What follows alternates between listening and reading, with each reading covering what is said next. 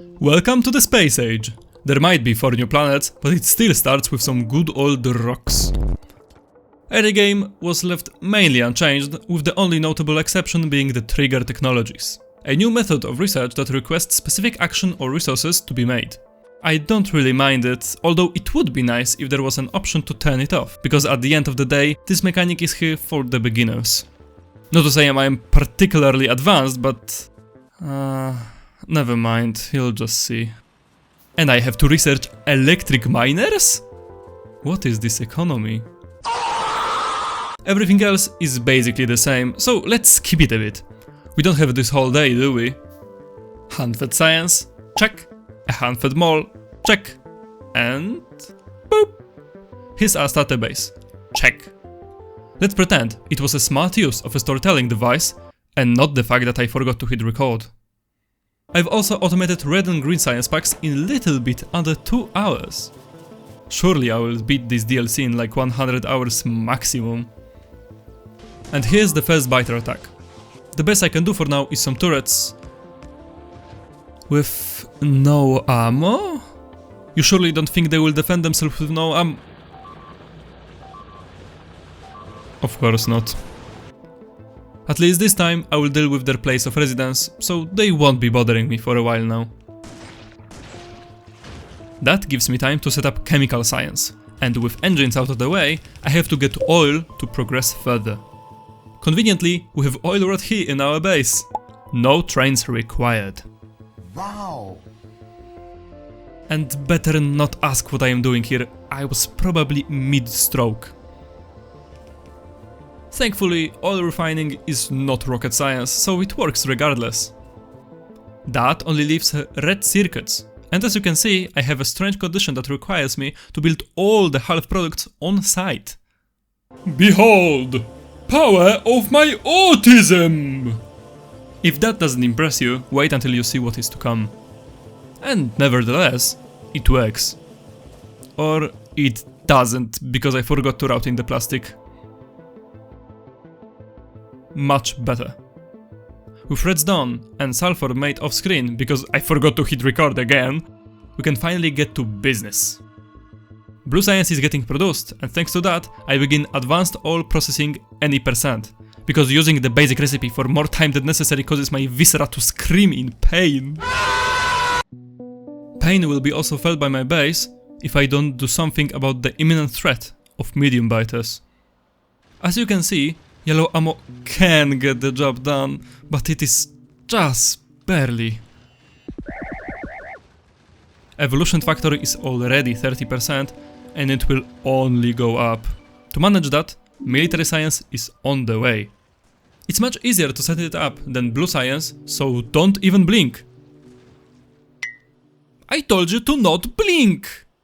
The next thing on my agenda are of course slaves, highly valued members of the company. And here's my original autism-induced robot frames build. I am actually very proud of this one. I spent like 2 hours designing it. And here we have it. Bots and roboports. A small step for an engineer, one giant leap to corporate profit. With great power comes great electricity bill. And with all that shit I've just built, I barely evade a full-on blackout. Literally. To make sure it won't ever happen, I've put efficiency modules all over the place. Thanks to that, miners will use 80% less power, and even more, they will produce 80% less pollution. Do yourself a favor and use them as soon as you can. You'll thank yourself later. Right now, I could try to go to other planets, but it doesn't feel right to skip on purple and peace science. I'll have to scale up my production either way if I want to expand to space, so might as well build the science too. And so, a proper green circuit build and 2 other red circuit builds are on the way. Oh, off topic, but look at this funny video I found. Watch out!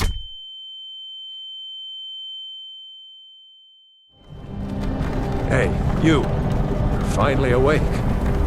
I already have a rocket. Such a shame you've blacked out, because I totally have all that footage. But for what am I doing all of that if I'm not traveling to other planets? Well, besides the fact that this DLC is literally named The Space Age, Nauvis Orbit is the only place where we can make the next science pack, which is a suspicious white liquid. Interesting. Conveniently, all that we need to make it is already available in space, just floating around. But it is not as easy as just grabbing them from space and putting them into an assembler. First, you have to crush them. Depending on the type of the asteroid you crush, you'll get different products. From oxide, carbonic and metallic asteroids, you'll get respectively ice, carbon and iron ore. That's 70% of the work done already. Now the only thing left to do is to smelt the iron and voila! I absolutely did not struggle for 2 hours to make anything work, and I didn't steal this design from someone else. In the meanwhile that this platform was being built, I made sure to supply the factory with much needed iron ore, as steel demand only goes up from now on. I wanted to go set up uranium mining, but apparently we have new neighbors next door. That is actually the first time that I bothered setting it up.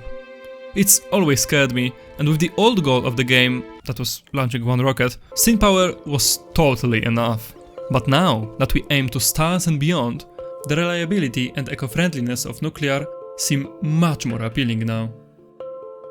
The reason why most people don't even bother with it is the amount of prior preparation you have to make. But let me tell you that, in this space age, it is all worth it. I won't have to care about the space's power supply for the next 50 hours or so. And it is not even like uranium-238 can run out. With Covarex processing, it is practically unlimited. What is not unlimited though, is space on belts. Make sure to make something that will deal with the excess materials in space, even if the solution is yeeting it back. You can do some circuit wizardry here, but I am still not very well versed in the dark arts, so I will pass. Before going for our first interplanetary destination, I wanna make sure that this Nauvis base will be able to supply me with everything I need without manual intervention. So the next copper and iron mines are on the go. With the power problem solved, I finally got to building a proper rocket build. With how small the rocket capacity is, 4 rocket silos are really the minimum. And in space, one new mechanic proves itself to be very useful. Quality. Thanks to it, we have a new kind of module. The quality module. It gives a small chance to make a product of a higher quality. Usually, it's nothing remarkable, but some items will greatly benefit from being a higher quality. For example, the asteroid grabbers. They get more arms, faster arms, and a bigger range. I don't think I have to tell you that getting more resources in a place that is a voidless space is very good. There are many other items that greatly benefit from quality, but I will talk about them when their time comes. Also, a bot mall. Does it increase the electricity bill unnecessarily? Yes. But do I look like I care? Finally, with all of this out of the way, I start building the ship that will take me to Vulcanus. Unfortunately, what I am building this time is literal rocket science, so it took me a while to get anything working. The first prototype was interesting. It has a third chromosome, I think. So I sat to work on that design, and with some more time I've made this. It works, and it's much better than the prototype, but do not copy it. Trust me. Nevertheless, it gets the job done, and that's what matters. You will see many different iterations of this ship, as it will be practically the only one I make until the endgame.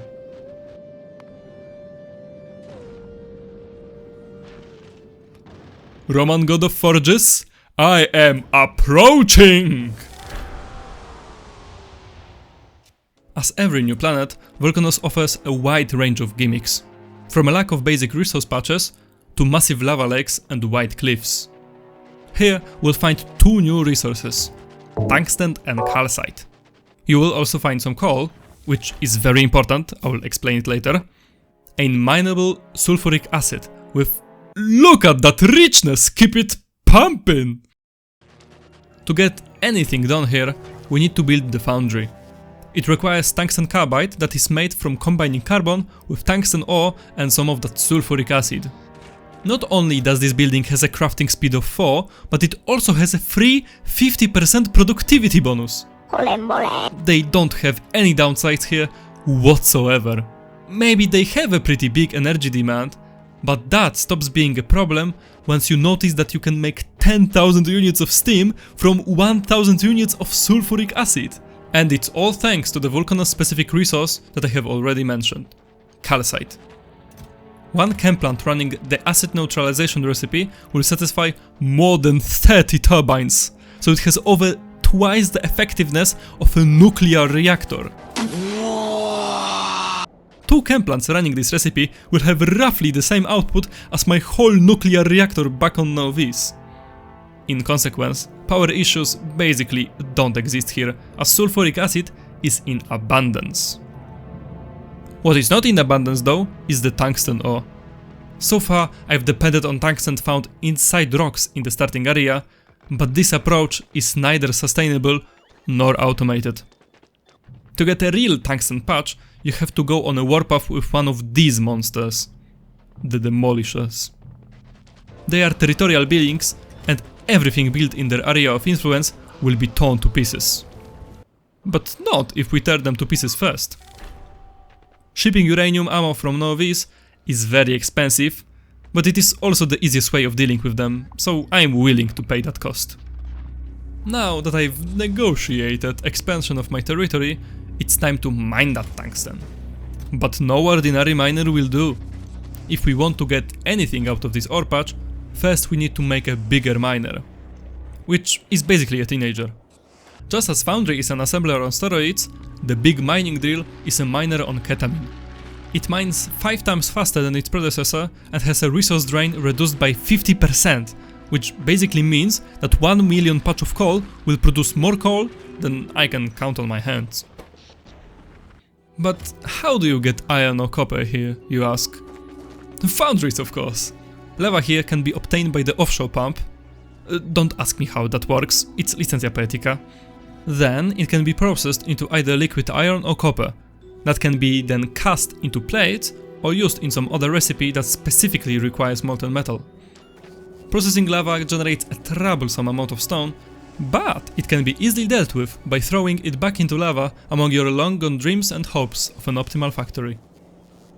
The whole reason why you've gone here in the first place still hasn't been spoken of, and it's of course Vulcanus' very own science pack. It's made out of tungsten carbide, molten iron and a tungsten steel, which is just tungsten ore and molten iron, so I won't waste a whole paragraph to explain it. And if the god has already abandoned you, you are left with this kind of build. And with that, I have metallurgic science, which will be shipped back to Nauvis with imported rocket parts. It's impractical, but I will fix it soon. Coal liquefaction usually stays in the hell of forgotten ideas, but ironically, this place is hell itself, so we might just use it. In fact, we have to use it if we ever dream of scaling this base up, because, as you might remember, there is no crude oil on this planet, and the only way to acquire oil products is through coal liquefaction. With metallurgic science, we can research the advanced method of achieving that, which is very desirable, because I would rather make a whole diagonal base than have any refineries running basic coal liquefaction for longer than it is necessary. And you might have already noticed my rare power armor. What can I say? I love gambling. The chance to get that rare power armor was exactly 0.8% per one craft, so the universe is clearly on my side once again. It is a big deal because damn, look at that equipment grid size. If you've got spare resources, go for quality power armor. Wars cannot stress enough how big of an improvement that is. When coal liquefaction gets researched, I will have to somehow implement it, so I took myself to the lab and created this monstrosity. This whole thing will produce everything needed for rocket parts. The problem is though, that it doesn't fit, just like my huge cock. That leaves us with only one option. Direct negotiations. Holy shit, it is the medium one, please be enough. Funnily enough, I killed the one that I wasn't even after. But soon enough, the right one appears and gets pulverized. God, I love uranium ammo. With our grumpy neighbors out of the way, I can get to business. But first I need explosives, because of course there are cliffs. As you've probably noticed, I've turned them off on Nauvis, because I am not an enjoyer of unneeded pain if it doesn't get me views. On Vulcanus though, cliffs are such an integral part of this planet's identity that I didn't have the heart to turn them off. Also, once I get there, I can get rid of them and not have to wait for the next 20-ish hours to finally get a tag that in the base game is behind the blue science. Look at this beauty. It will take some time for the construction bots to take care of it, but it's beautiful nevertheless that I can paste something and have it built by bots. Good thing they didn't unionize. But there's still some more work for me to do. Sulfur pipes won't build themselves, so I have to take care of it. Pipe overextension. A new mechanic in 2.0 that makes pipes at least a little bit more balanced. Just place a couple pumps and the problem is solved. Foundries are also great because they let you cast molten metals into the half products. For example, molten copper can be cast straight into copper wires, and molten iron can be cast straight into gears, or even steel. Thanks to that, you can make a build like this. This one is surely not this big, but as we all Factorio players know, size does not indicate effectiveness.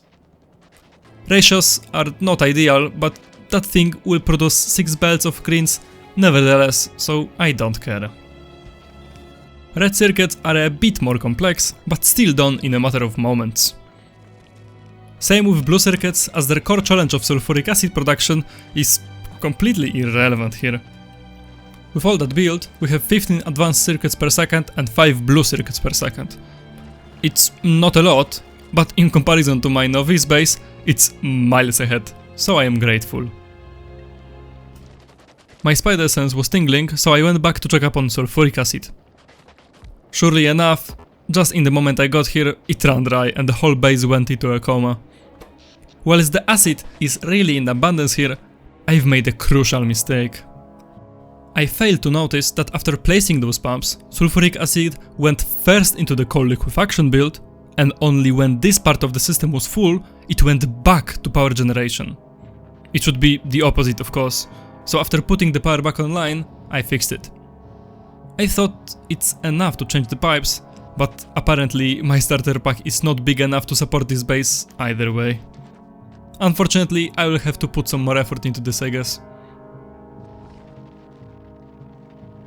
After a bit of looking, I found this monster. For a straight minute I was counting numbers to make sure it's 200,000 and not only 20,000. Do you want to know how crazy that is? Well, me too, so comment down below if you know the answer. A single well has a richness of almost 5,000%. Holy. Not even going to cover it all up, as there is no point.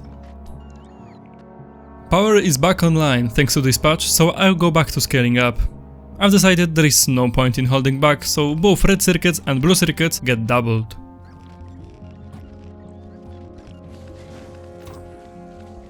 Drive tank, drive! Yeah, you can drive everything remotely now.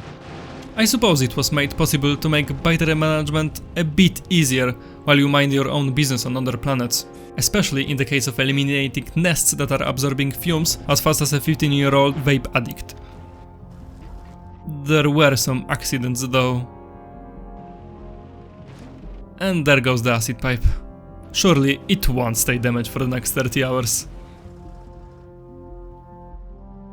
Now that the Vulcanus base is fully functional, it's time to finally set up rocket silos. 8 will be enough for now. Thanks to that, I can set up a quasi-automated delivery system that will deliver not only science packs, but also tungsten steel and calcite. For what do you ask for? Well...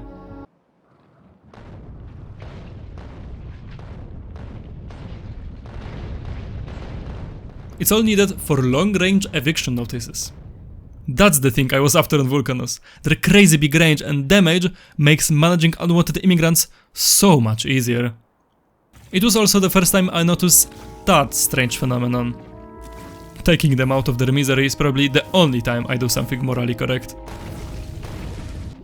There is one last thing I want to make here on Vulcanus before I take off. The mythic green belts.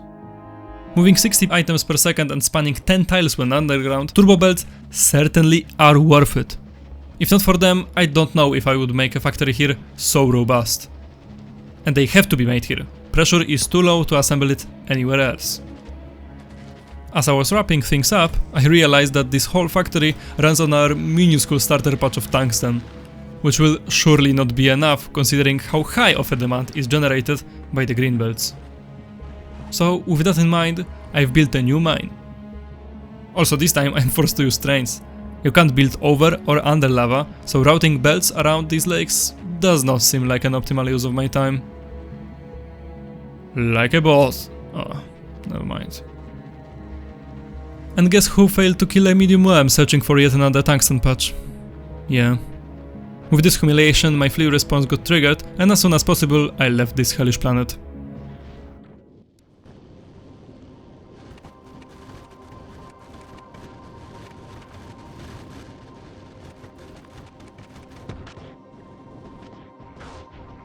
But we do not have any time to spare, so after running a few errands, within a literal minute, I go back to space for our next destination. The trash planet.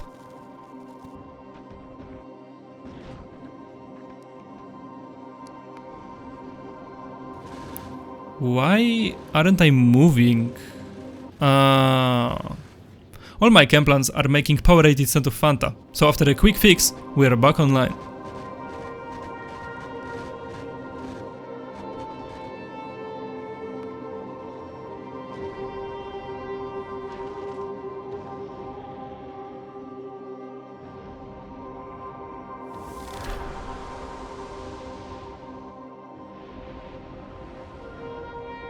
Fulgora has many quirks, but before I talk about any of them, I must find the Fulgorian Vault Ruin.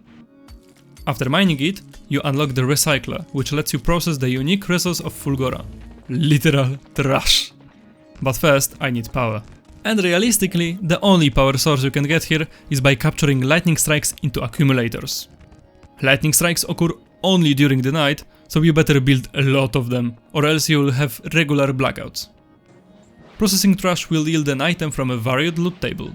The rarest one is holmium ore, Fulgora's very own rare material. Holmium is different from other ores because it is not as easy as just smelting it. First, it has to be turned into holmium solution, and only then it can be cast into plates. Don't be like me, use foundries from the start.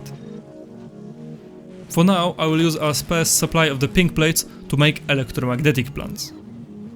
They are actually very similar to foundries. They also have a productivity bonus and can only produce certain items and buildings. With electromagnetic plants you can make a starter base like that. Again, let's pretend I've made a great use of a storytelling device and not just run out of disk space. Superconductors are the first step here, taking copper plates, plastic, holmium plates and light oil. Next are the electrolytes, a bit simpler thing to chew on. They require heavy oil, holmium solution and some rocks. With these two, you can make supercapacitors, which will also take green circuits, holmium plates and batteries. Electromagnetic science is a combination of all mentioned materials: supercapacitors, accumulators, holmium solution and electrolytes. I like how inputs of fluids are made offset, so designs are a bit more interesting. I also like how two tier 2 speed modules make for a perfect ratio between science and accumulator assemblers. Shame I didn't realize they can be made in electromagnetic plants too, which would eliminate this whole problem. And here you can see my sad attempt at managing a steadily growing pile of unwanted materials. Poor Abeam didn't know at the time that connecting a wire to a roboport will give him information on the contents of the whole logistic system. I took upon myself a truly Sisyphean endeavor. Just look at what I am doing! Thankfully, I gave up. I just scrapped the idea of doing everything with robots and opted into this. Trash gets processed, gets picked up by its own inserter, and goes back into recyclers if not picked. It might not be the best solution, but if you are here for the best solutions, you're in the wrong place, my friend. Speaking of solutions, we have technologies to research. First thing we're after are the rail support foundations. Thanks to that, I can place elevated rails over the oil ocean. Thanks to it then, I could build this train. You want to do that because especially on small islands like this one, scrap patches have a crazy high richness, often more than just a couple million. And the only way to get that scrap back to the main island is through elevated rails. In the meanwhile, Nauvis base lost all its copper, so half of the factory is dead. Now that I think about it, this starter base grows like a tumor on the newer part. I am too lazy to tear it up, despite how it messes with me. What is even funnier, look at what point the research has stopped. I was planning on getting back when it is researched. It's almost like this factory doesn't want me back. And out of all the science, it's the red science that there was a shortage of.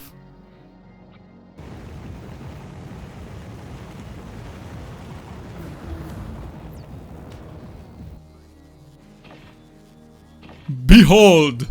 The metal sarcophagus! That baby can fly! And it's not the only amazing thing about personal equipment on Fulgora. With electromagnetic science, you will unlock Mark II roboports and Mark III batteries, which are so much better than their predecessors. That's not all that can be done here, tier 3 quality modules notably, but I just forgot about them. Trash planet, trash memory, I guess.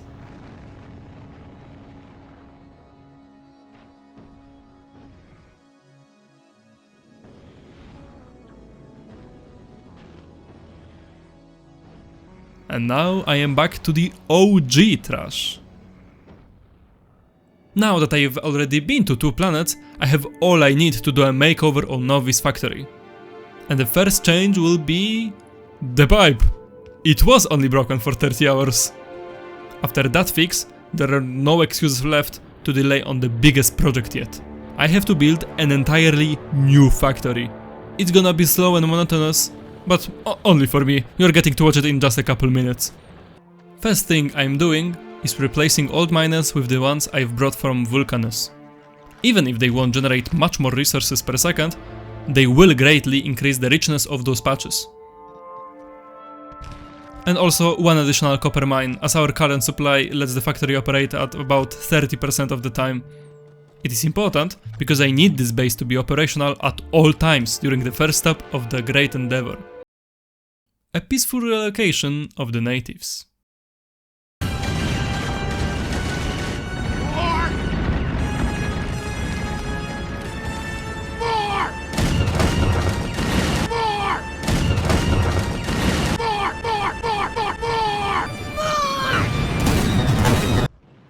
Yes, much better.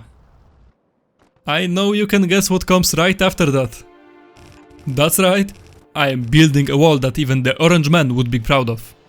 Making the wall is sort of monotonous, so I will spare you the details. From the only interesting things that happened during the approximate 6 hours that it took, I was busy with the natives and got stealth killed. I've built into a biter nest. I've rolled 2 tanks of rare quality and I've eliminated Greenpeace headquarters. Truly, a historic day for Pollution Unlimited. Now that our physical safety has been secured, I have to build the actual base. After all that glazing that I've done on foundries, I hope you won't be surprised when I tell you I'm using them everywhere I can. And here, I use them because they also accept pure ore. One problem though. The process still requires calcite that there is a complete lack of on Nauvis. Fortunately, this demand is not particularly high, so I will manage it with a dedicated ship to calcite transport. These smelting arrays can consume whole 8 turbo belts of ore and will spit out over 800 plates a second. And speaking of foundries, Vulcanus is dead. Gotta fix it. This time it wasn't the sulfuric acid, but the calcite. It simply ran out because I didn't put excavated calcite into chests. Now, whenever calcite gets low, I will get an alarm. Alarm! Alarm!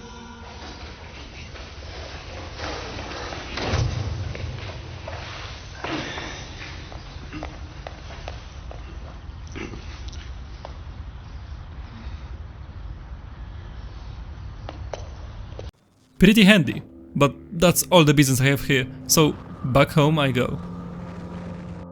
Back home? I meant back to the lab because I have to make some new circuit builds.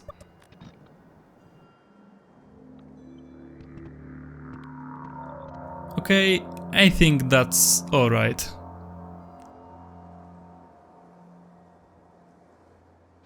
While getting rid of unnecessary wood materials for my next construction project, I met that guy.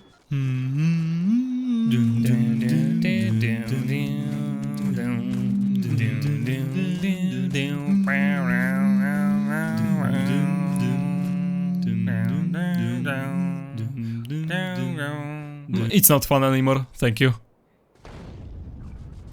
Thanks to my Sisyphean effort, random chance, I've got a mech armor of uncommon rarity.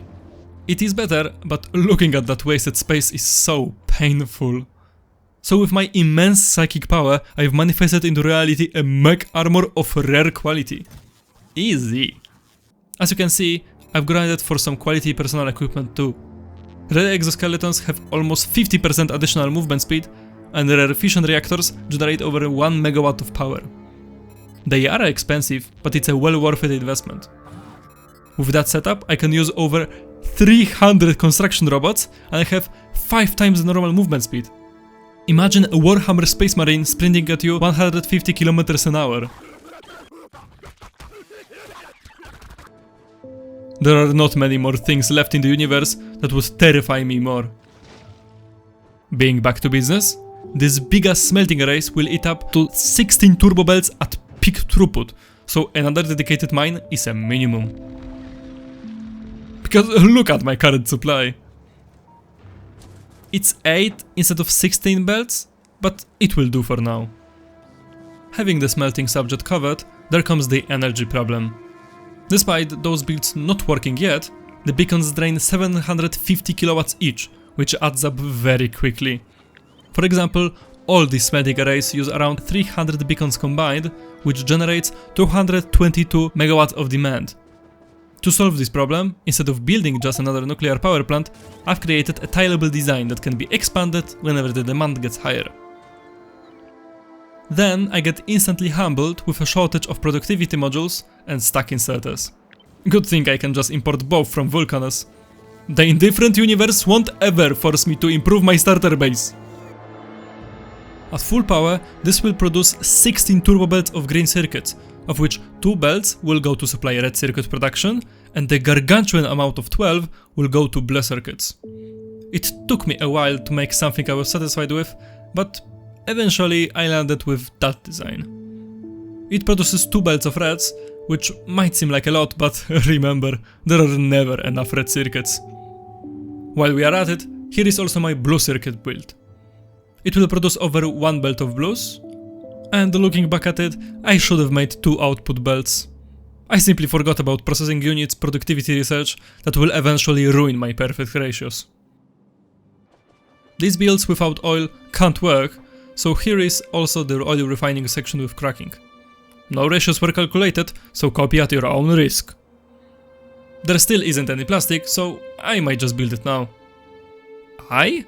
Sorry, meant my slaves can build it. Petroleum gas is already here, but there's still coal left in the equation. But in a true plot convenience fashion, there is a pretty big coal patch nearby. 2 belts of plastic will go to red circuits, and the rest will go to low density structures. And they also can be made inside foundries! A true godsend. It initially uses a bit more copper, but it instantly pays off when you consider the productivity bonus. And the fact that you don't have to waste time and space on steel smelting. Nice. With that, we have all the necessary ingredients to build the Nauvis science. Again, I took myself to the lab and stayed there for the next couple hours to build something that will somewhat work. And that is the fruit of my endeavors. 6 science build designs. They are not perfect, but they have to work because every second spent in the lab kills thousands of my brain cells at this point. Red, green, blue, peace, purple, and oh yeah, military, I guess. Here in the Space Age though, it actually has a much bigger purpose than in the basic game, so I had a reason to build it. Of course, not every build works, so I've spent some time fixing them.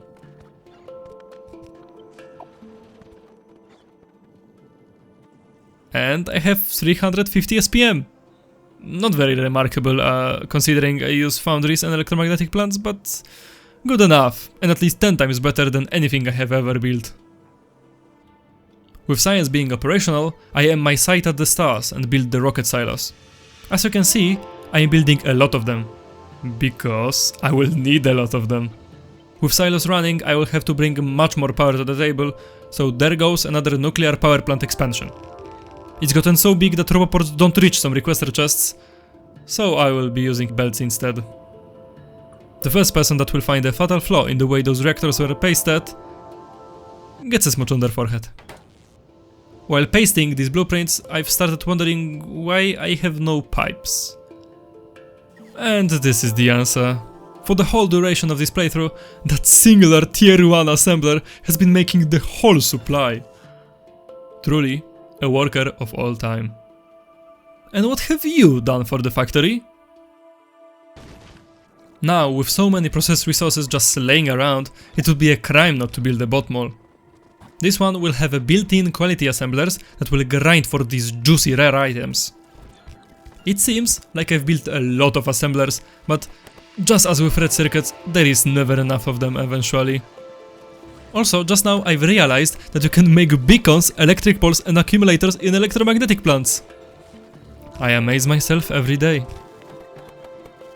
Now, with so many circuits just laying around, I have decided to just use them on tier 3 modules. I will import tungsten carbide and superconductors via rocket and just make them here. Normally, I wouldn't make a temporary build like that, but right now I'm too lazy to build anything proper. One last thing I want to build in this factory is a new means of dealing with the natives. The automatic eviction train. Constant biter attacks are getting on my nerves, and a lot of those attacks are caused by pollution and not by expansion parties. With an artillery train that will be regularly cleaning nests closest to the wall, hopefully biter attacks will get smaller and less often. Look how aggressive these cannons are. It only confirms how many biters live close to the wall. For that project, I've decided to make an intersection without actual intersections, that will only have splits and merges. Surely enough, all those brain cells that I've lost during designing this factory came knocking, because I stared into the screen of my computer and couldn't figure it out for a straight 30 minutes.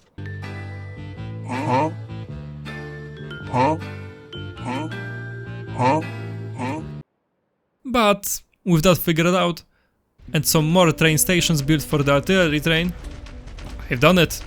Fully autonomous artillery train for automatic management of the unproductive beings to the factory. And just as expected, pollution absorption is reduced tenfold. I think I very much deserve a relaxation break.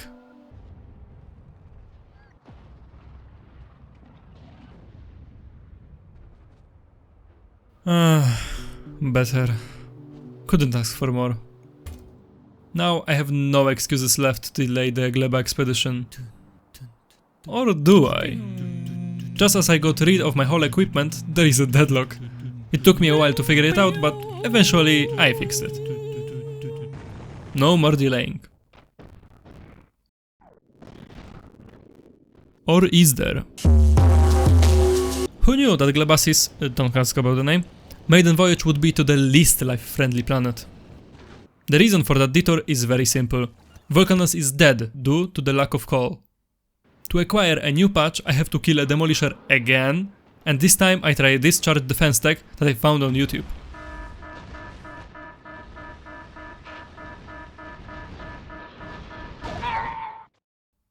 Needless to say, I failed miserably and proceeded to stuff that worm with uranium. Much better. What does not feel nice on the other hand, is the fact that when I barely left Nauvis, 25 hours after building the wall, within 10 minutes of me leaving, light all got low on one section of the wall and started blasting me with alerts. Shut up! Nothing bad will happen, surely.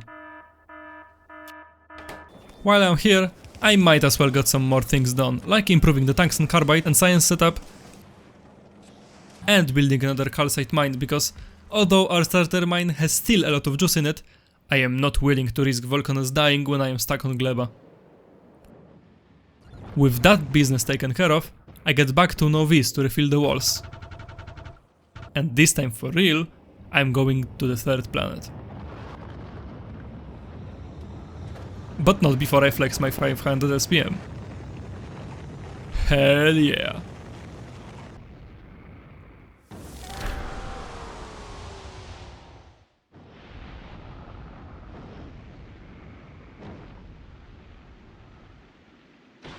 Hell no! Gleba is the most unique planet we've landed on so far. It is a land of organic matter, and sure enough, it bursts with life. There are no typical resources besides stone, which is kind of strange, because a planet bursting with life has neither coal nor crude oil. But there are things called Eumakos and jellyfruits. They will be the key factor to solving this planet, but not before I import some things. Like this whole nuclear reactor, for example. I could use solar, but importing a whole reactor isn't very hard and will save me a lot of time. And it's not like I don't have several chests filled with uranium-238 at my disposal on Nauvis.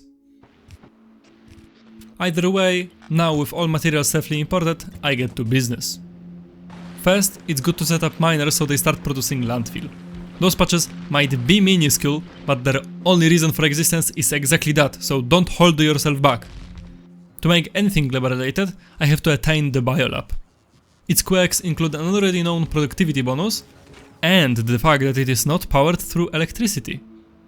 It sounds nice at first, but the longer you stay here, the more insane it gets. Biolabs are powered by nutrients. Nutrients can be obtained by processing many different biological resources, but using bioflax is the most efficient way to produce that white powder. What is bioflax, you say? Well, to produce it, you have to find already mentioned Eumako trees and jellyfruit trees. After picking them up, either by hand or by agricultural tower, you can process them into Eumako mash and jellyfruit respectively. Now, you just combine them and there is bioflax, the most important resource on Gleba. It has a spoilage time of 2 hours, which is much longer than anything else you will find here. Because yes, things can and will spoil. Already mentioned nutrients last for 4 minutes and then turn into spoilage that clogs up the system. I will have that problem though when I build the base, so what were the biolabs made from again? Circuits, steel, landfill, nutrients, and unborn babies of the natives? Yeah, not only do we have neighbors, but we also take care of their children. Instead of using them up every time we get them, it's better to feed them. After being given enough water and nutrients, one orphan will make another one. Thanks to that, as long as we have enough nutrients, water and some pentapod eggs, we can make them indefinitely. This process is delicate though, so for the sole process of making enough biochambers, I've created a biolab production blueprint that works just fine most of the time. Okay, that should be enough. Time to make a real base. In the lab? Do you think I'm crazy enough to work on Gleba while the time is ticking, rotting away what little left I have there? Well, maybe I am, but I was slowly getting ashamed of my playtime, so I opted to do it inside the lab. There are actually many things which can be produced here, but I only make those that are either necessary or very easy. If you think that it is very small, first of all, don't deepen my insecurities, and second of all, as a Factorio player, you should know that size doesn't matter. Nevertheless, it is this small because I am not willing to spend the next 10 to 20 hours building resources that I can just import from Nauvis with minimal cost. But for what have we actually come here? Science, of course. Agricultural science is very simple. It just needs bioflex and pentapod orphans. It's the simplest new science pack in case of ingredients, but don't let it fool you. If you don't cycle pentapod X in the right way, you get things like that.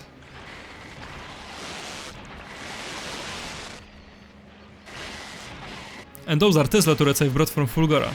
They are a real lifesaver here. With that newly produced science, it's time to research. But it's very slow for some reason. Yes. Agricultural science also spoils. And the more rotten it is, the less effective it becomes. God, I hate this place. Thankfully, I will be able to leave it once everything gets researched. With one of those things being the carbon fiber. It is tricky to make here because it requires carbon of which we don't have an easy access to. The only way to get carbon here is by straight up burning the spoilage. That build should suffice. With it, you can make rocket turrets that are the only way of destroying big asteroids we will find on our way towards the last planet. Besides that, agricultural science lets you research the epic quality, new stack inserters and the Spidertron. With all that research, I will be slowly taking off. I am not willing to stay here for more than it is necessary. While going back, I realized that there is one important research I didn't mention. A mysterious tech named Biter Captivity. Huh. Interesting. And it is exactly what it sounds like. If you're feeling bad for what we are doing to these creatures, really think about it. Now they too are part of the factory. And what an important one! Biter orphans that get made here are a key ingredient in tier 3 productivity modules. The best module in my opinion. Biters are clearly not happy with what I am doing, so again they are protesting. With the amount of them I am smoking every minute, I could probably establish Kentucky Fried Biter. But fancies aside, there is one more reason we've gone to Gleba, and why I did all those atrocities. Biolabs. They might be huge and they might have only a basic speed of 2, but they have a resource drain of 50%. It doubles your SPM right away.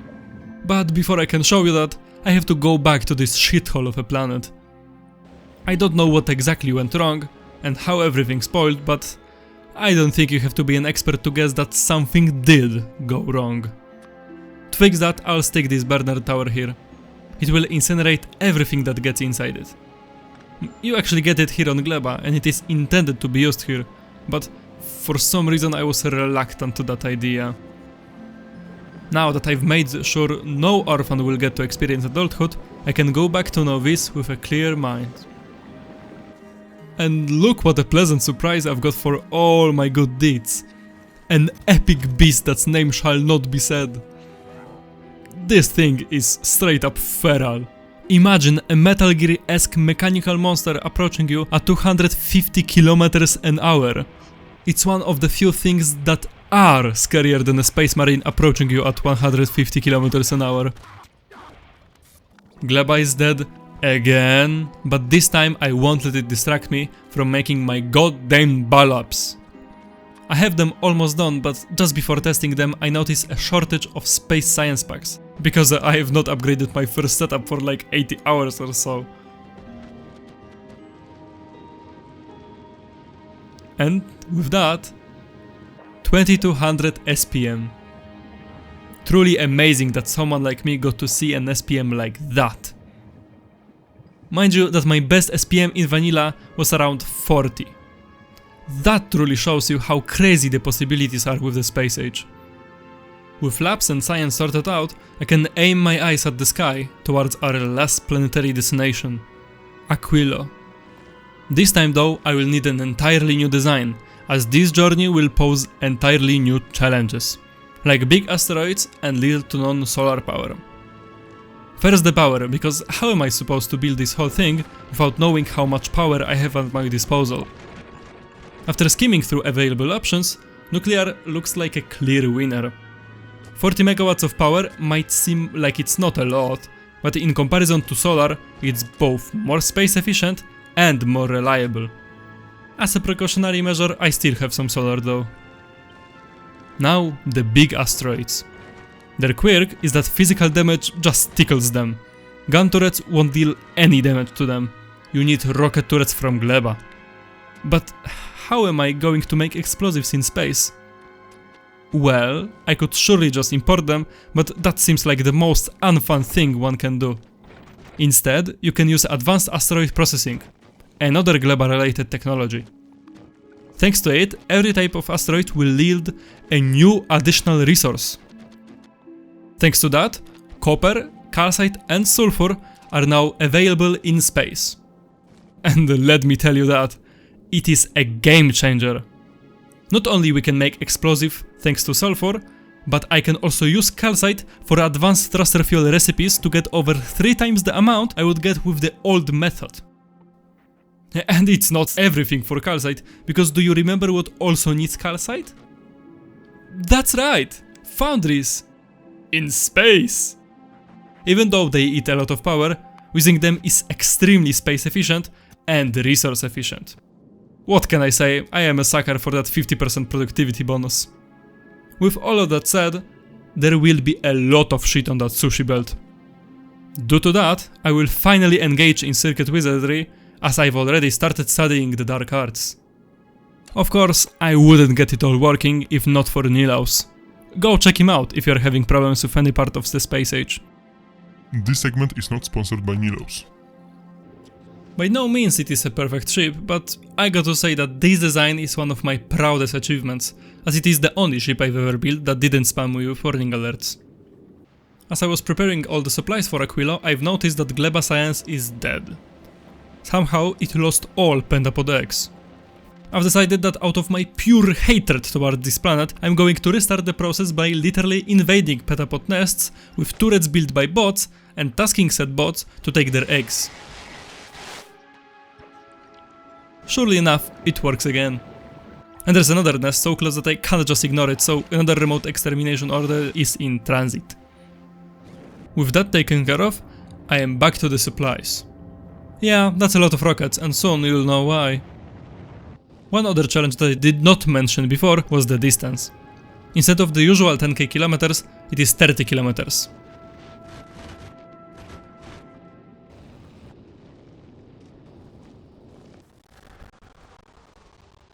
And of course my audio broke. But that aside, Aquilo is almost as unique as Gleba is. For good or for worse. Here you will find 3 new resources. Ocean of ammoniacal solution, lithium brine, and fluorine gas.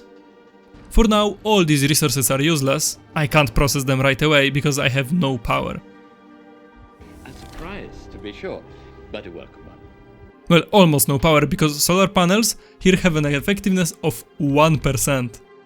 And don't worry, we won't be stuck on solar for long. Separating ammoniacal solution produces ammonia, and more importantly, ice that can be then melted and provided to heat exchangers. You are intended to use heating towers here, but I've decided to use nuclear power, again due to its reliability. What is that icon? Ah, yes. This place is even colder than my ex, so of course everything here freezes. To get anything going here, there has to be a constant heat source that will keep everything above 30 degrees Celsius. Never mind, I'm using heating towers too. Rate at which everything thaws is so slow my ADHD can't stand it. As you may have already noticed, this place is not exactly resource abundant, so everything has to be shipped from other planets. What can't be shipped on the other hand are the ice platforms, because you can't just landfill this ocean. And if that wasn't enough, you also have to import concrete for most buildings to stand on. Yeah, Aquilo is something else. Nevertheless, with power setup, it's time to expand. One last resource that you will find here is good old crude oil.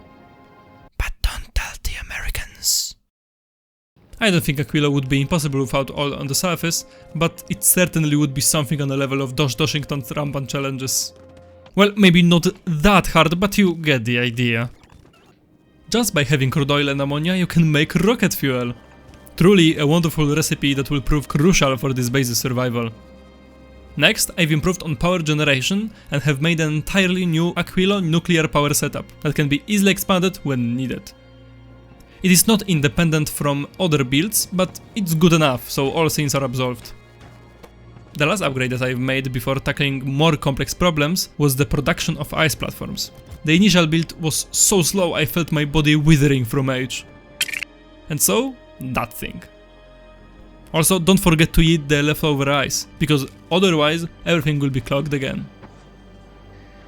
In the meanwhile that the ice platforms were being built, I've made myself a little break for my little war crimes. I love Spidertron. To progress on Aquilo, you need a cryogenic plant. It's made from lithium plates that can be obtained by smelting lithium rocks you found on the surface. It also requires superconductors from Fulgora, which is annoying, but whatever at this point. Besides having a crafting speed of only 2, it has 8 module slots! I can barely count it on my paws! Besides that, it is the same as all the other planet-specific assemblers. Only cryogenic plants can make Aquilo-related resources and items. I think I have enough lithium plates to make a small build, so I hopped into the lab and started working on it.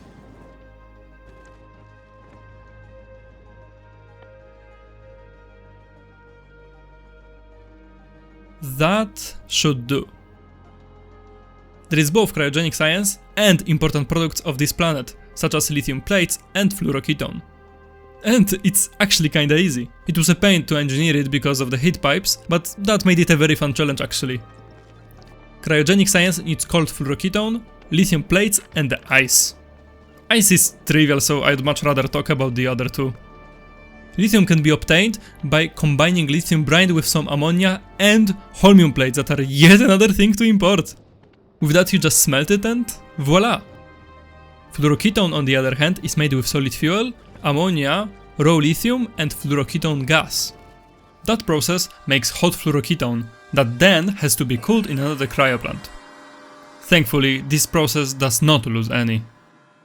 The only thing left to do is now to export these science packs. And that also means rockets. Not much for me to do here now, so I am leaving with that juicy science.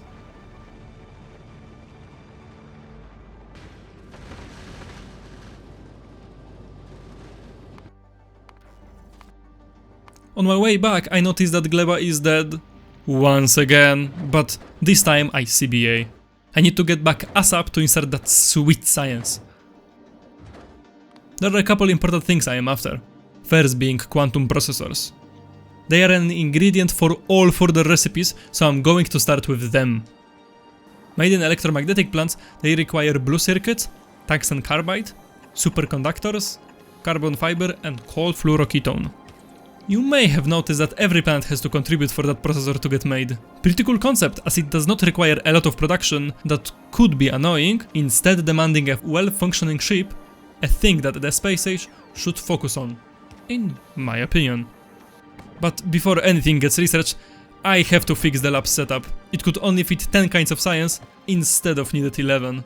I just forgot about that when I was designing it. One of the most notable things you can do with quantum processors are railgun turrets. They might not have a wide range, but don't even dare to stand in its path, as a hit is a guaranteed death from over 10,000 physical damage. It's not like I need it for biters or petapods, I need it for the dangers of beyond. Zap zap zap zap zap zap zap zap zap zap zap zap zap zap zap blah blah blah blah blah blah blah. Because if you want to get the winning screen, there is one last destination you must reach. The edge of the solar system. On the way there, huge asteroids will appear that are virtually immune to everything besides railgun ammo. The third and the last very important thing from Aquilo is the fusion reactor. A direct upgrade to a nuclear reactor in my opinion, taking up less space, not needing water to work, and not being able to waste any energy are pretty significant upgrades if you ask me. Also, I've arranged some rare fusion generators and reactors that will give me a couple megawatts more. Bless the air and Jesus. I had my eyes focused on the sky so much that I've forgotten about Aquilo, and sure enough, the power grid is dead. Look at that shocking speed!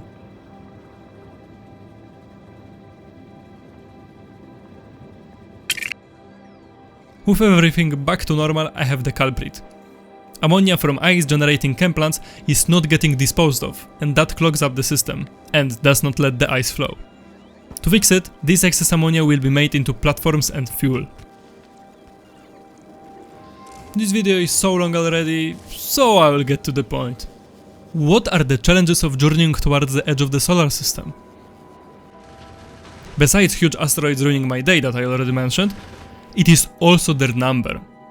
Now I have to place the railgun among other turrets, and I have to make railgun ammo that requires both steel and copper cable on site.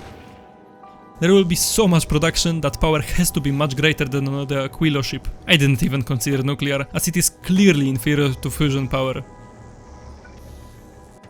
The rest of the ship is very similar. I've experimented with more thrusters, not because I need more thrust, but because I like how it looks. I am throttling fuel anyway. With those adjustments, my space brick is ready for its maiden voyage. That turns out to be traumatic, so...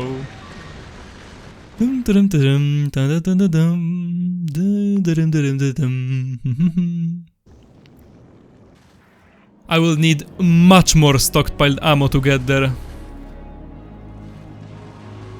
So, here it comes. The moment of truth.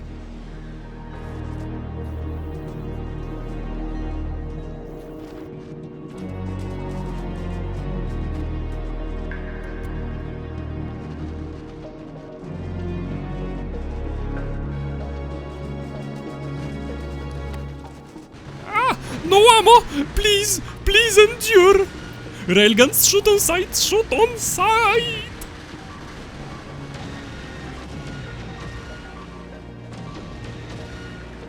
Ah!